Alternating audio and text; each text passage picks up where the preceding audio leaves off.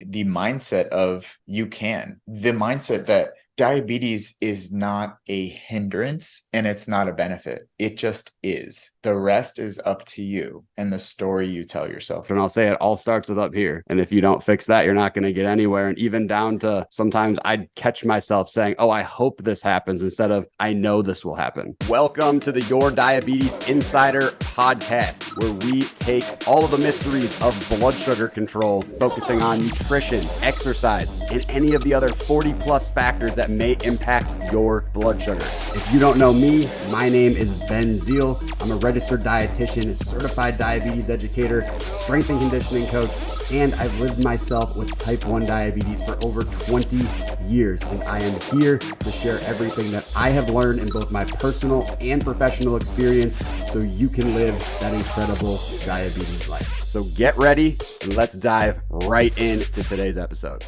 What is going on? Welcome to this episode of the Your Diabetes Insider podcast, where we have a very, very special guest, the one, the only, the infamous Chris Ruden himself. What's going on, Chris? What's going on, man? Thank you for having me. I was going to say, I'm hyped that you're here. I know we got a lot of fun stuff that we're going to talk about, but kind of just tell me in general, for people that may have seen you in different areas of the diabetes world, some people may have seen you, on the Rocks show, the Titan game. Some people may have seen you doing, powerlifting things. Tell people just a little bit about where you started, what's your connection to diabetes, a little about your journey and how you have gotten to this point right now where we're sitting here talking. So unlike a lot of people, I wasn't born with diabetes. I got it at 19, a little bit later than some, but I know some also share that. I was born with a physical disability for most of you. If you have seen me, if not, I have a super cool prosthetic arm, but I didn't always have that. My entire life, I grew up just as the disabled kid. I grew up as a kid with a disability that he didn't ask for and lived my life as that broken kid. It wasn't until I got diabetes around 19 that I was like, okay, this is a joke. I can't be that disabled diabetic kid. Like, there has to be more to life than just being sick, and that's what I saw diabetes as a sickness. I got diabetes at 19 going into college, and I'm like, this is supposed to be my party years. This is supposed to be when I'm like finding myself out. And I felt most lost and most broken at a time where most people start to discover themselves. So at the time, it was annoying, to be honest. It was just to try and figure out who you are with a condition like this. That's a minute by minute condition, not a day by day condition. It really had me thinking, like, what can I make of this? And for me, I'm more motivated to help other people than I am to just help myself. So I took it upon myself to be like, all right, how can I help other people with diabetes or disability, or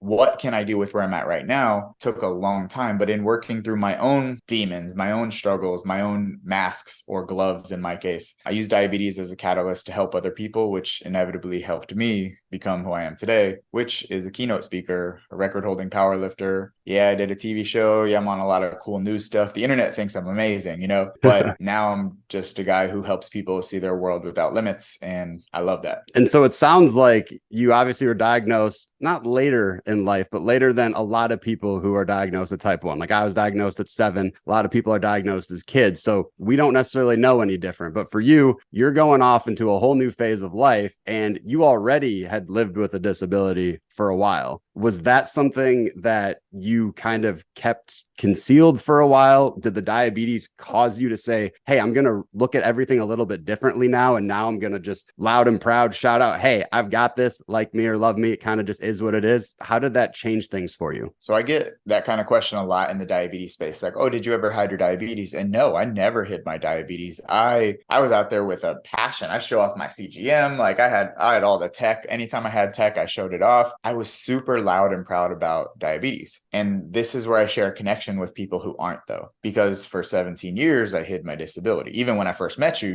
I was still hiding my hand. I hid my disability so much that it became my identity. And a lot of people do that with diabetes or with anything, but they hide their condition. They hide themselves from their condition. And it affects not only how you treat your diabetes, but how you treat yourself and the quality of life that you experience. I was a shell of a person, not because of my disability, but because of how I reacted to my disability. Diabetes was the catalyst for me to be like, oh man, I'm going to jump on this thing and I'm going to lean into it. I'm going to lean into diabetes. I'm going to be the speaker. I'm going to be the guy who talks about diabetes. But that was also a way to hide from the thing I wasn't facing, which was my disability. So in one way, I was using diabetes as a badge of honor, but it was also a badge of avoidance. And that's something I don't talk about often. It's really easy to use one responsibility to get out of another.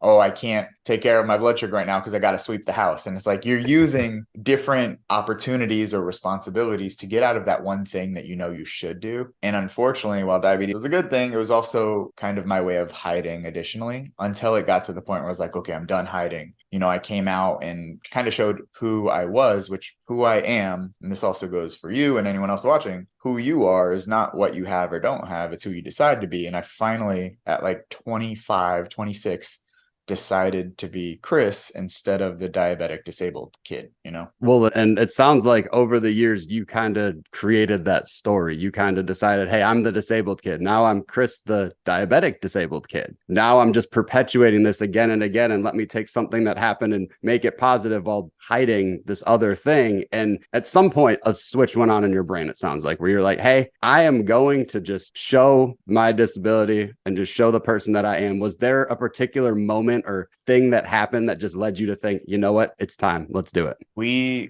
often have a commitment to a story we tell ourselves. How you think about your diabetes, how you think about your disability, how you think about your life. If you ask anyone, like, what do you currently think about your life? They're going to give you one of two responses. One is the overly positive, almost toxic response. Like they're filling out a job application. Like, what's your greatest weakness? I work too hard. Man, shut up. Stop. Or they're going to actually be vulnerable with you and tell you the other stuff, which sometimes that goes to the other end, which is like, I suck, I'm lazy, I don't take care of myself. Like we just dig ourselves. And both are true because both are the story we're deciding to tell. And in stories, we believe the stories we create. So the reality is my hand looks the way it does. I have diabetes and that's it. The rest is the story I decided to tell. And that changed throughout my life and it probably will continue to change. We change our stories constantly. What are those moments that cause us to change? That's different for everyone. Right. There's no universal fix for an individual problem. So for me, there were some moments. It was more the compound effect of multiple moments, not the dignification of one magical moment. Like I lost my slipper and now I'm Cinderella. Interactions with my mom, like asking her why this happened.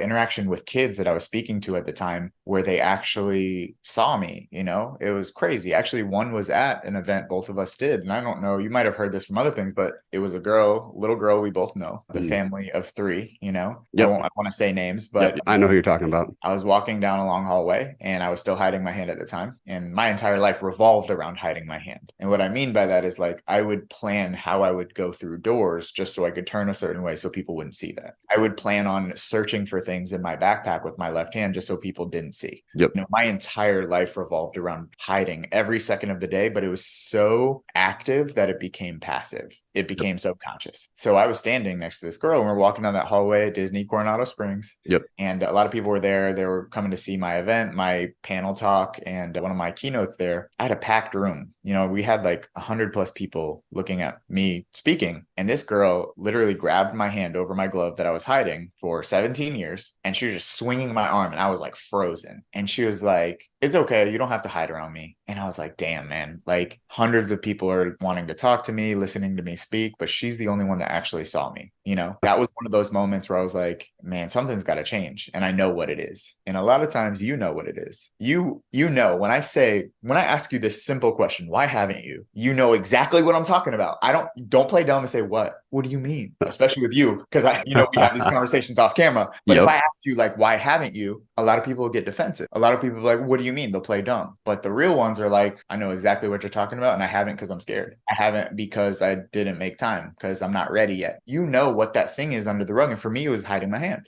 Luckily diabetes wasn't the thing, but for me, it was the disability. So when you ask yourself, why haven't you, you have to have that honest conversation. Why haven't you checked your blood sugar more? Why haven't you put your let's be real. Why haven't haven't you put your diabetes first? Well, diabetes shouldn't run your life. You're absolutely true. But in not managing your diabetes, you're letting diabetes run your life. Exactly. So it's not about making diabetes your entire life, but it's about prioritizing your health. And if you have diabetes, that is a major part of your health. The lack of decision is still a decision. An action is an action. It's a choice. It is all a choice. And the lack of choice is still a choice, So we can't say, oh, I just haven't done that yet. No, man, like do the things that will make you better. You have to face the stuff, and you can't fix what you're not willing to face. And for me, that was huge. I wasn't willing to face my version of my disability for almost 20 years. That was the reality for me. Could I have done it sooner? Maybe, could you have done stuff sooner? I'm sure. Everyone has their journey, but like, you have to be honest with yourself, because avoiding does nothing but prolong the thing you need to do anyways. Well, and to a similar point, like in my own journey with diabetes, I hid for 12-ish years. See, I want to say 8, hiding 10 years. like? Yeah. Say that again. What did your hiding look like? Oh, it was, I'm trying to think of the math. It may have not been 12. It may have been closer to 10. Regardless, it was way too long of a period of time. And for me, it was if I was at an event and there was pizza or there was some sort of food that I knew would spike my blood sugar, I'd plan in advance.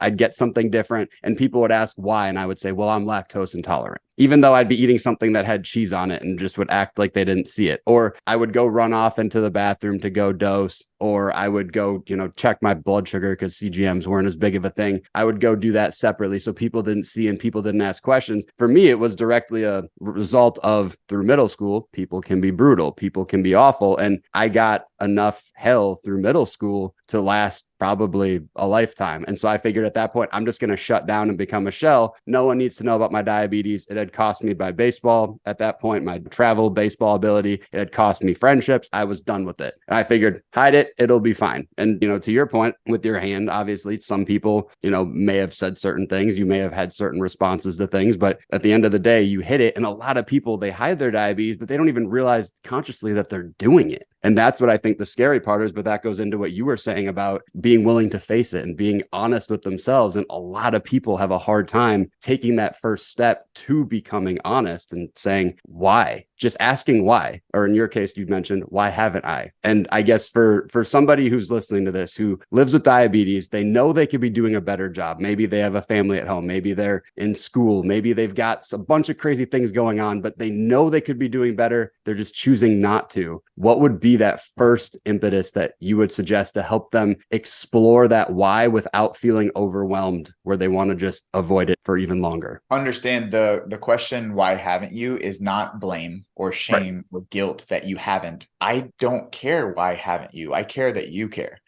I care that you've wanted to for a long time. You need to, but there's some sort of barrier that's stopping. And what it is for most people is fear of the unknown, or fear of failure. That's what it usually comes down to. You can't fail something that you don't try. And if you're terrified to fail, by not trying, you're avoiding failure in the short term.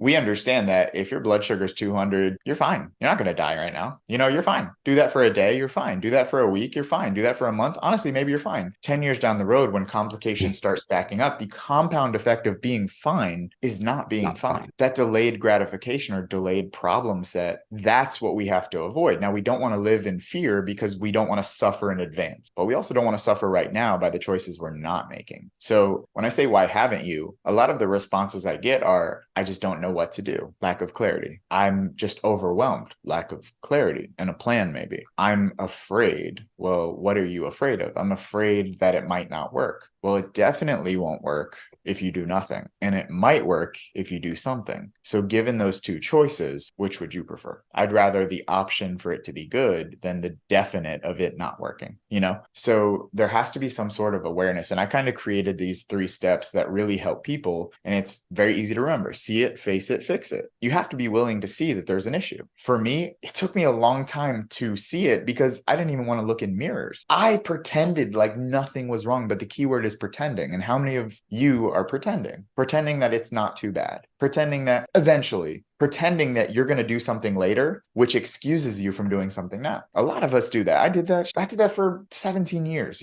but you can't fix what you're not willing to face. And you have to see it first. Recognize, hey, what I'm currently doing is not working. Not checking my sugar enough, not bolusing correctly, bolusing the same way every time, realizing that I always go high and not changing it. We have to recognize that that's a problem. That brings us to the second part. We have to face it. I'm not telling you to guilt yourself and be like, yeah, I'm terrible. Yeah, I'm bad. I don't care about you taking fault. I care about you taking responsibility. Instead of burying yourself in guilt and shame, throw that away and say, okay, I see that it's a problem and I'm going to face it by taking responsibility. I'm going to face it by getting the clarity I need. Maybe it's hiring a coach or a doctor or a certified diabetes educator. Maybe it's by getting in a community. You have to face that you have to do something different because what you've been doing up to now is not working. And for me, my face it moment was, I'm going to make a YouTube video and show people that I'm done hiding my hand. And that goes into the third step, which is actually fixing it. And that's actually doing something. You have to take the steps because I guarantee you, anyone watching right now, take the issue that you're currently facing, that why haven't you, and give it to someone you love, your parents, your significant other, your brother, your sister, your daughter. They have the same issue as you now. What advice would you give them? The exact way you would tell them to fix it is the exact way you need to fix it. That's on you. That's your responsibility. To fix something, you have to face it and you have to actually do something. That simple process, it's not easy. It takes time. It takes effort. It takes consistency. It's a skill. It's not easy, but it is simple. See it, face it, fix it. Apply that framework to your problems. You'll find that those big unsolvable problems become a little bit more digestible. Well, and what would you say if somebody says, hey, I'm willing to see it. I've taken that first step, I'm facing it. And now I'm stuck. I feel like I'm trying. Let's just give an example. My blood sugars are running much higher. I know I'm not feeling as great. I'm not being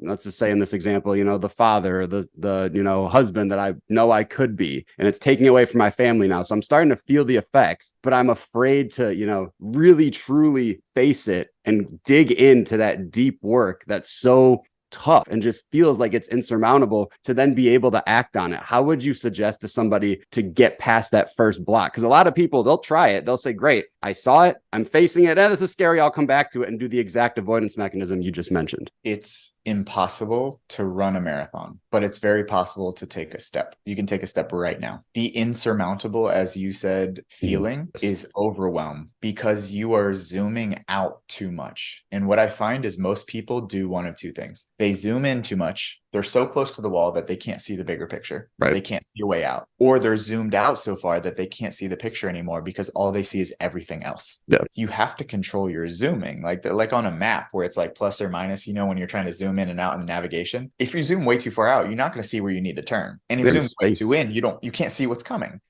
It's overwhelming when you think of everything. It's very easy when you're like, I need to check my sugar one extra time a day. I need to read 2 pages of Think Like a Pancreas. I need to talk with one professional. I need to look on the hashtag type 1 and see a little bit more information. Or I need to hire someone who's going to help me with that issue. They have the knowledge to help me get the clarity. A single action is very easy and very digestible, but fixing everything, doing everything, that's impossible because you've been stuck for so long. How can you expect to fix everything at once? You've been stuck for 10 years and in 10 minutes, you want to solve 10 years of stuckness? It's not going to happen. It starts with a single step. You know what a lot of the steps are. Pick one. I don't care what it is. With the gym, just go to the, if that's too much, cool. Stand up and sit down 10 times right now. You are 100% farther ahead than you were yesterday. Stop beating yourself up about not solving your entire diabetes right now and check your sugar 2 more times a day. Bolus 15 minutes before, like you said you're supposed to. Do one thing better. Do one thing different every day. Add compound effect of those decisions. Remove yourself from fixing it all at once. Fixing it starts with a single step, repeated over time. What can you fix right now? What can you fix today? And what can you fix this week? If you do those things, they'll add up to something great. But if you do nothing, you're guaranteeing yourself to just be stuck. Because let's be honest, what does stuck mean? Afraid, lacking clarity, and indecision. That's all stuck really is. Well, and I saw a quote, I don't remember who said it, but to your point with kind of one step every single day compounding, it basically the quote, the summary of it was the way people do amazing things is by doing the most ordinary things for an absolute extraordinary period of time, just an obscene long period of time. And a lot of things that people don't realize, I feel like, is these seemingly overnight successes are never overnight, whatever discipline you look in, whether it's your blood sugars, whether it's some sort of celebrity or whatever. None of the accomplishments were an overnight thing. It was the effect of one little teeny baby step again and again and again, and every single day laying a brick down until they look up and there's suddenly a skyscraper built there. Well, there's nothing sexy about checking your blood sugar once. Or even looking at your CGM these days, right? There's nothing sexy about that. But what's sexy is the person who posts the 5.9 A1C, the person who posts the flat lines for the past 30 days. We see that and you're like, that's amazing, but it's overwhelming. Right. Because we're too zoomed in on their best self and we're not zoomed in enough at our first step, our second step, our third step. We're looking at people's 300th step, 3000th step, and we're comparing it to the one step we still haven't made yet. You have to let go of everyone else's finish line or whatever the hell that looks like. And you have to accept that a single step is worth congratulations. A single step is worth praise. It's worth celebrating that, hey, I haven't checked my sugar in 3 days. I checked my sugar today. Damn, that's huge. Congratulations. Now let's take that. Maybe we can check it twice tomorrow. Maybe we can check it 3 times. Maybe we can start bolusing when we need to and having those little boluses throughout. Maybe we can even reach out to someone to help us with nutrition or help us with blood sugar management or help us with training. Maybe I can start listening to a podcast that makes me feel better throughout the day. Maybe. And all those are definites if you decide them to be. You know, it goes back to the see it, face it, fix it thing. But again, the reason why you haven't is because we've been putting things off. We've been putting it into the overwhelm pile and we say eventually. No more eventually. Diabetes is now. Diabetes has probably been for the last, month, year, 10 years for most of you. It's time to fix it now. And to fix it, you have to face it. You have to be honest with yourself. Don't be guilty. Don't be shameful. There's so much stuff that I need to do. There's so much stuff that Ben needs to do. We're doing it little bit by little bit. It's going to take a long time. Yes, but time's going to pass no matter what. A year from now is going to be a year from now no matter what. The question is, if you take this single step repeatedly over the next year, how much farther along will you be than last year? How many people have you talked to? I know I've talked to probably hundreds at this point where they'll be thinking about, oh, I know I got to do something. I'll figure it out. And 6 months go by or a year goes by, or I've had a few people 4 years go by and I end up in touch with them again. And I ask them how things are going. And they are in the exact same position that they were in because they weren't willing to even take that first step of the marathon because they're so concerned about comparison to others or a timeline that they're inventing in their own mind when they just have to be okay with, hey, I'm at where I'm at. Let me just take that first movement. How many people have you talked to where you've seen that happen? Tons, but I can also look in the mirror and point at myself for doing that too. I use a simple metaphor with people, 3 birds are on a wire, 2 decided to leave. How many are still there? All 3, because just because 2 made the decision didn't mean they actually did it. Committing to the action is tough. And a lot of times there's like a dopamine release when we decide to do something. When we say, I'm going to do it. When we make a goal or make a list, we get a good feeling because we're finally feeling progress. But a lot of times we stop there because we're like, oh, I got that good feeling. I got that hit of dopamine. Now I can go watch Netflix for today. Now I can go back to the same habits that ruined the feeling. You can't stop there. You have to level up. And I don't mean that in like a hustle kill culture. I mean that in like, hey, good job. Now take that next step. The next step is not too big. It's not too much for you to handle. It's just doing the next thing. Pat yourself on the back, not by quitting, but by taking another step forward. Don't get this idea of like, because I feel good now, that's the finish line. That's a false finish line that we set for ourselves. I have so many lists in my phone of things I need to do. And aside from setting the list, you have to knock the list down. Don't make it impossible for yourself. Don't keep moving the goalpost. Just understand these are mile markers or milestones. Accomplish the next milestone. Don't get obsessed with milestones. Get obsessed with showing yourself that you're not negotiating with yourself anymore. This is what I talk about with language. And I wanted to really bring up language matters. And when I ask people, why haven't you? They often say things like, well, I'm lazy. I don't manage my diabetes well. I'm just not good at managing my diabetes. None of those things are true. None of those things are true. Who you have been is not who you are and who you have to be. You are not lazy. You were lazy in the past. You are not bad at managing your diabetes. You weren't good at managing your diabetes in the past. That is all past things. So who you are right now is not a reflection. You're not a prisoner of who you have been. You have an opportunity every second to change and be the person you want to be and make the decisions you want to make and do the things you want to do. But instead, what you do is you say, this is who I am. You are not held prisoner to who you have been unless you decide it to be. So to be unlazy, you have to stop being who you were. You have to stop deciding the things what you used to decide. Easier said than done, absolutely, but better done than said anyways. So don't give me a reason to fight what I'm saying to you. Listen to me when I say make one decision different from yesterday that leads to a better tomorrow. Do that every day and you'd be pretty excited where you'd end up. Well, and I tell that when I talk to some patients. There was a guy I had a couple of weeks ago and he wanted to lose 45 pounds. And I asked him, I said, okay, what are the things that 45-pound lighter version of yourself would be doing? You know, would you be like looking into your carb counting a little more? Would you be looking at the fat and protein effects of your blood sugars later on so you're not facing these crazy highs and crazy low roller coasters? And they're thinking, yeah, that's what that person would do. And so then to your point, I said, well, why haven't you done it yet? Well, I just feel like this is more convenient, and whatever reason that they're going to mention, you know, hey, the food after my crazy long day of work was a lot easier to go get through a drive-through. And I said, okay, but is this in line with what you're trying to accomplish right now? Is this reflective of that person that you are working on becoming with the better blood sugars, with the better weight, etc.? And that just goes as an illustration of exactly what you're saying. I feel like from what you're describing to me is, hey, what is that story you are telling, and who is that person that you want to become? You almost have to, I've heard the quote again, you have to almost act like the person you want to become, so then you become that person. The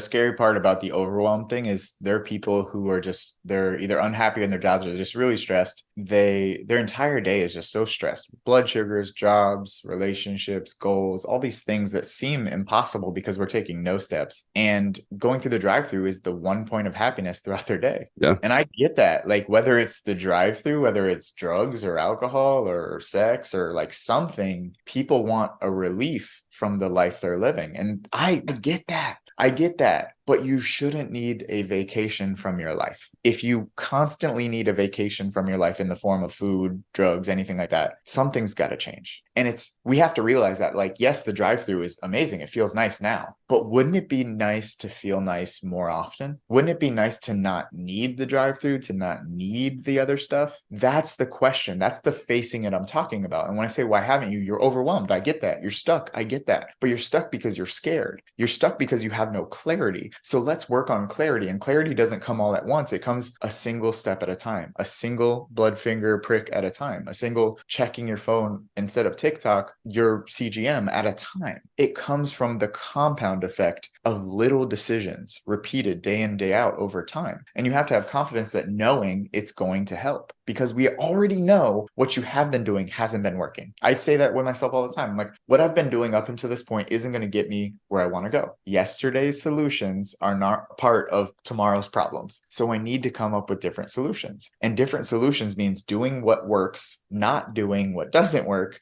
and figuring out what I can do to put myself a little bit farther over time. Wendy's, alcohol, any other distraction is putting you farther away from the life you say you want to live, you know? And the hardest hitting quote that I've ever heard, fact that really changed everything for me, was your priorities are not what you say they are, they're what you do. And that's one of those damn moments when you start to think, what am I doing? That's what I'm making my priority. Well, a philosopher named Kevin Gates said, you are what you do, not what you say you'll do. So that's probably the same thing that you're referring to right there, because I feel like it's truly the actions you take. And so let's say you're obviously saying, hey, it's that first step. I've got to do something. I've got to change something if I'm not happy with where I'm at right now in whatever aspect of life. How can you also then reframe that to make it simpler? Because obviously, like you said, there's overwhelm. That person who's sitting in the drive-thru, that's their one moment of excitement. And of course, they could choose something different through the drive-thru. They can make little adjustments and little changes. But how can they also, from just a mindset perspective, kind of get themselves excited about this change if it's something that terrifies them? It's scared because you're scared because what? Fear, false expectation appearing real. You're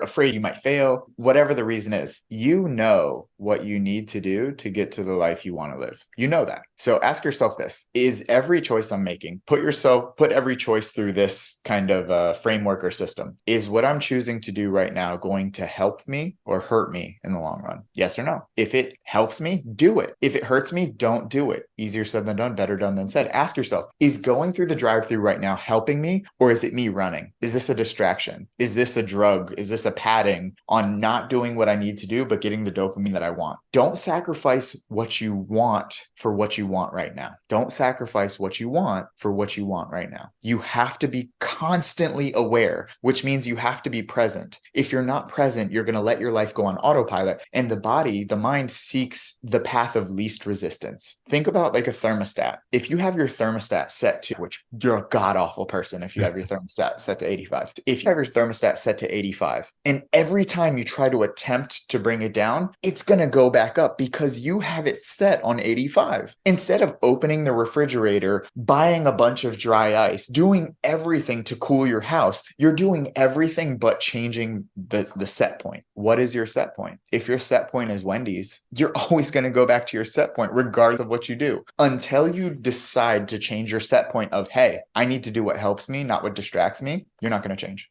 Change your set point. Once you changed your set point, when it came to your hand, what floodgates opened? What changed in your life? Obviously, the diabetes is, a part of it as well. But what, just so people can see what can happen once they allow themselves to do that deep work and go through that process. The easiest response is everything, but to walk people through, after 17 years of hiding my hand, I made a video on YouTube that's still up there. It has like 4 million views. It went super viral. That video, we'll talk about the fun stuff. The video turned into being invited to be on a TV show with The Rock, turned into a 2-page spread in People magazine. I've been featured in every sort of magazine possible. I started achieving things that I thought weren't possible, breaking a world record, deadlifting 675 pounds with one hand. I got some more followers, which was cool. Built a business. I speak around the country. All of that sounds cool. And it's almost like, well, I'm not on a TV show. I don't have that. Like, that doesn't apply to me. That's the fun, cool stuff. The real stuff is I can go into Walmart without hiding my hand anymore. Not even Target or Sprouts, like Walmart, of all places. Wally World's the bomb. I can literally go anywhere I want without pretending to be someone else. I don't need to hide my hand anymore. That mental space that took up so much of who I was no longer exists. So when I wake up, I don't think, how am I going to hide my hand today? I think, what do I want to do today? What do I need to do today? The mental freedom you get from no longer running. It's funny when I see people, especially people who aren't active or people who don't diet, they run so much more than a marathon runner ever will. They just do it mentally instead of physically. And it's not just with the gym. It's not just with nutrition. It's not just with diabetes. Diabetes is a very superficial problem to me. Not managing your sugars, not whatever diabetes management. That's not the issue. The issue is underlying. Why aren't we doing the things we know we need to do, even when we don't feel like doing them? We're scared.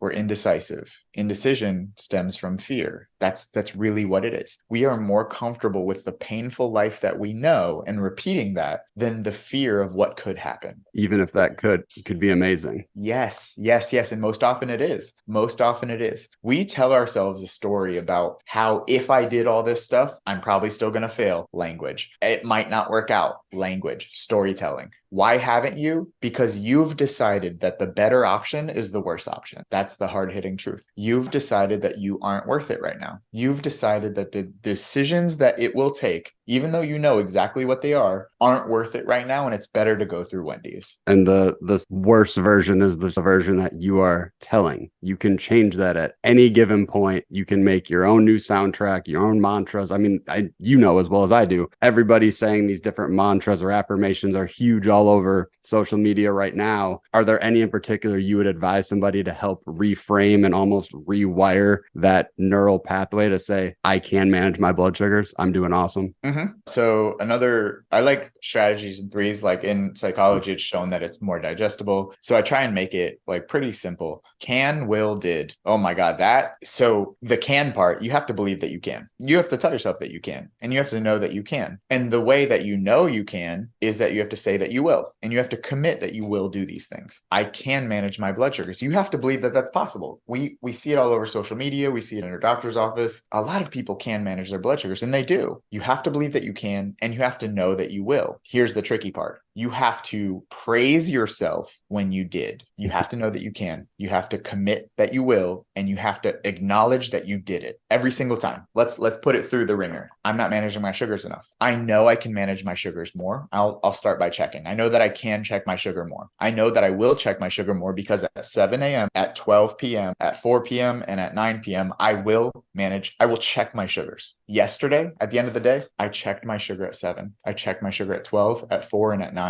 I did it. I proved myself that I can. And I will do that tomorrow, but a little bit more effectively. You can, you will, and you did. You have to take that moment to recount what you did. You have to pat yourself on the back. And a lot of people are like, no, that's weird to praise yourself. It's not weird. Be proud of yourself. Be damn proud that you did what most people won't. And that is you committed to something and you actually did it. Pat yourself on the back for that. Can, will, did. Use that. Well, and nobody is going to no one who's further along is ever going to discount what you're doing at this point in the game. It's the people that haven't done it or are too afraid to do it who are going to look at you funky like, why are you celebrating that? You just checked your blood sugar 4 times. But the people that have the A1Cs that you desire, the people that are the professionals in the space looking to help are going to say, hell yeah, you should be celebrating that. Do whatever kind of celebration you want. And then let's go do it again tomorrow. And then the next day and the next day. And suddenly it just builds up until you automatically 7, 12, 4, and 9. That just becomes your new thing. That's not a big deal. It's just automatic, like brushing your teeth at night. Let me ask you a question. Why aren't you afraid that the world is going to implode at any moment? Why am I not afraid? Yeah, why is that not a constant fear? It's a good question. I mean, it probably is in the subconscious part of my brain, but it seems too abstract for me to probably process. If I'm being it's pretty impossible. Like it's probably not going to happen. Why aren't you afraid that gravity just doesn't exist? Well, because you know it does, right? Like, why aren't you afraid that gravity just shifts? Like, well, I can't do anything about it. I literally can't do anything about it, right? Right.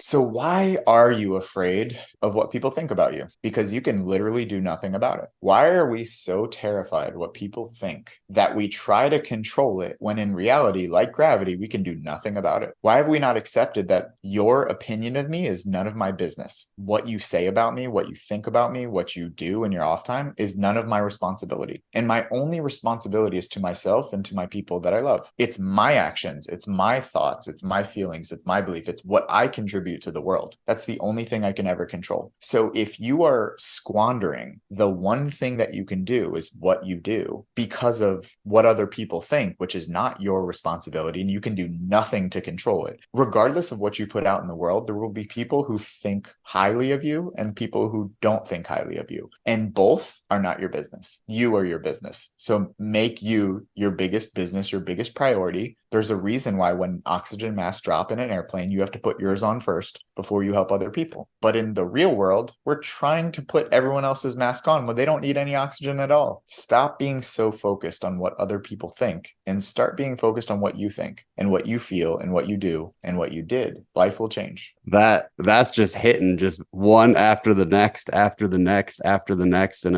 if someone listening to this has not picked up at least one tidbit, I would be astounded. But this has been phenomenal. And I guess my big thing for you, and I want to start asking people on their, towards the end of the episodes, of course, you get the whole classic, hey, if you were diagnosed yesterday or someone was diagnosed yesterday, what would you tell them? But instead, I want to twist it on for you. And this might very much fall in line with what you've talked about. What is the most underrated aspect that you have used to manage your blood sugars effectively? What is the number one thing that is most beneficial that people don't talk about? People talk about exercise, talk about. Yeah, that's a really good question. I think the mindset of the mindset that diabetes is not a hindrance and it's not a benefit. It just is. The rest is up to you and the story you tell yourself, the language you are with diabetes and who you are in general. Is the language you're using and are the stories you're telling helping you or hurting you? Are they pushing you forward or holding you back? And people are like, oh, but that doesn't matter. Yes, it does. Think about how you talk on a daily basis. It's proven in peer-reviewed studies that language, self-narration, self-dialogue, internal dialogue contribute to how you think, how you feel, and how you act. So if the language you're using around your diabetes, this is impossible, well, you've decided that it is. And in believing that story, you are going to act that way, which means you're probably not going to even try. Because I know I can't jump 200 feet up, I'm not going to try. Learned helplessness to a degree. It's literally what happens when, people inhumanely try and control elephants from a young age. They tie them to a post. And at the time, they're babies, they can't do anything. But they learn so much that they can't do anything that even when they're 3-ton, 4-ton animals or however big they are, they could easily pull that post out of the ground. They would tie them to a lawn chair and they wouldn't try to run away. That's what happens to most people. Learned helplessness. You have committed to a story you told that doesn't exist. In diabetes, if you tell yourself a better story, if you believe that you can and you commit that you will, and you show yourself that you did, you will see it, you will face it, and you will fix it. The mental health around this condition is vital and it's not talked about enough. Damn, that one hit. That was good though. And I feel like that's something that it all starts with. I say it in some of the things I'll post on social, and I'll say it all starts with up here. And if you don't fix that, you're not going to get anywhere. And even down to sometimes I'd catch myself saying, oh, I hope this happens instead of I know this will happen. This will happen. And just this will happen because I make it happen. Exactly. And if I fail, if I mess up, that's okay, because failing is a verb. It's like stubbing your toe. That's completely fine. But failure is a noun. It's an identity. Yep. Don't ever take the identity of being a failure, but be willing to mess up in the process, because I stub my toe all the time. You can too. And there's no hoping or praying. There's just doing. And maybe there's no trying. There's do or don't, and commit to it. Take this. I like to balance the hopeful positive side with the realistic side. There's a difference between can't and won't. You can go to the gym. You can reach out for help. You can start checking your sugar more. You can work on your diabetes management. But if you won't, replace the word can't with won't. I won't go to the gym. I'm not willing to check my sugar more. I'm not willing to take care of my diabetes. Don't say can't, say won't. And you'll realize quickly that, damn, I'm not doing the stuff that I actually can do. And once people have done that and they're realizing, wow, I need to learn more about this Chris dude and what he's all about, where can people find you, find out more about you, your diabetes story,